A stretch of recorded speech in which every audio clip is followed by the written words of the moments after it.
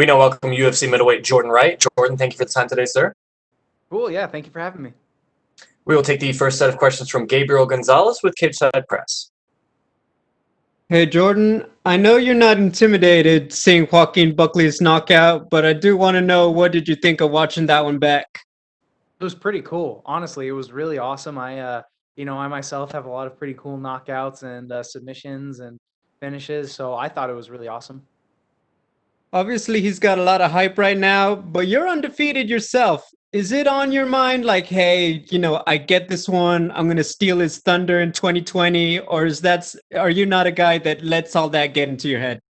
I really like testing myself against the best guys in the world, and Joaquin is a really good fighter, and I just want to showcase that I have what it takes to up myself and beat him and get to that next level. Talking about yourself a little more, you've had just this pretty nice resurgence since Contender Series, obviously still undefeated, and now you're in the UFC and you got a big fight. Can you just describe for yourself what this year has been like for you? It's been really awesome. I had my fight in January in the LFA against Gabriel Checo, and then I took the fight against Villanueva on short notice, and then they asked me to come do this about a month ago. So I'm always ready, and I'm confident in myself and very positive that I can keep the ball rolling. What's it like for you to be a young guy and you get to the UFC and all of this attention now starts to come with it? Social media, I'm sure more people reach out to you just because. What's all that like to be coming up and be in this spot?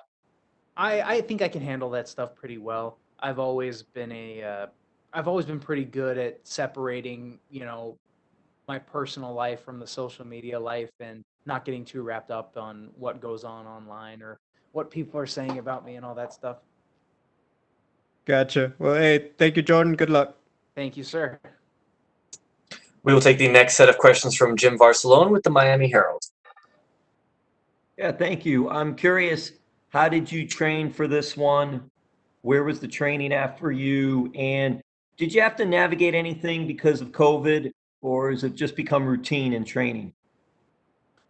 So of course we've made some adjustments because of COVID, but I've done most of my training in Los Angeles, California at Dynamics MMA, as well as Marumbi Jiu Jitsu in Ventura, California, and it's been fantastic.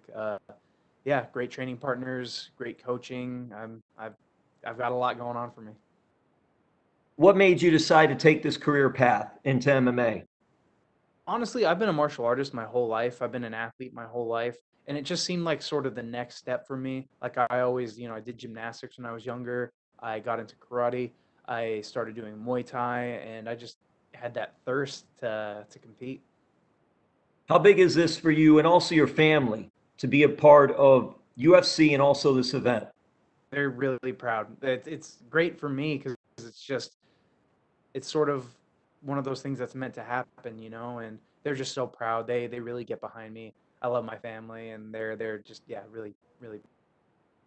And lastly, for me, you're known as the Beverly Hills Ninja. Yes. Are you a Chris Farley fan? Oh, heck yeah, big time. I saw the movie when I was in theaters. Actually, when I was just a little kid. That was, yeah, yeah. I probably shouldn't have been taken to that movie, but oh well. That's awesome, man. Good for you. All right. Hey, all the best, okay? Thank you, sir. And we will take our next set of questions from Cote Cruz with the 4 to Win podcast. Hi, Jordan. How you doing? I'm great. How are you doing? I'm doing fantastic. Thank you for sharing your time with us. Yeah, yeah. No, I got the time, so I'm willing to share it. That's the spirit. Well, you've been in karate since 9 years, and since you're nine, you have a great experience in Muay Thai as well, which reflects on your record with six TKOs, KOs. But you also have multiple victories by submission. I would love to know how you prepare in that aspect, and how well do you feel if this goes to the ground and you need to exchange in the grappling department? I'm supremely confident. My grappling is also a very strong aspect of my game. Of course, I've been doing striking for pretty much my whole entire life, but I've been doing jujitsu and wrestling since I was a teenager. So it's fine. Uh, oh yeah, you're back. Sorry, I just lost the video feed and now I got Oh, it sorry. back. No, but I totally heard what you had to say. Answer that again. It's okay, Okay. don't worry. Well, right now you're in Dynamics in Los Angeles with kickboxers such as your partner Lucas Drew. Can you talk to me about how much Yes. and how better you have gotten thanks to your partners and your trainers over there? It's taken me to another level. You know, I'm training with specialists who are like only training what they do, and it's really like a even when they're tired, it can be like a shark tank sometimes, just how high level they are. So I'm super thankful to have such great training partners who spend all of their time training a specific aspect when I'm training all of the time in multiple. So it's a great confidence booster, and it really sharpens my skills.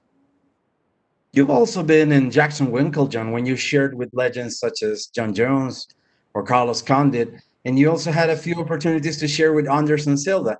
I would love to know which aspects of this experience have shaped you as a UFC fighter and how all of this has played in your UFC career.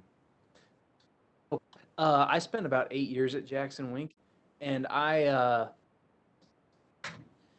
you know, it makes you tough training over there. You know, they're tough guys, and there are a lot of high level guys over there. And I'm really thankful to have been able to train with John and Carlos and Cowboy and all those guys for so many years. And yeah, I trained with Anderson Silva just once, but he's great as well. He really, I had a good amount of questions to ask him when I had the opportunity to do so, and he was one of my heroes coming up in this sport when I was just a kid. I'm a kid, 16 years old, watching him. You know, he was very inspirational, and yeah, I take a lot of positivity from these experiences. That's awesome to know, Jordan. Well, best of luck in your fight, and hopefully we get to talk again. Thank you so sir. much. You have a good one. Yep, you have a good one. Thank you so much, Jordan. Those are all the questions we had for you, sir. You are good to go. Cool, awesome.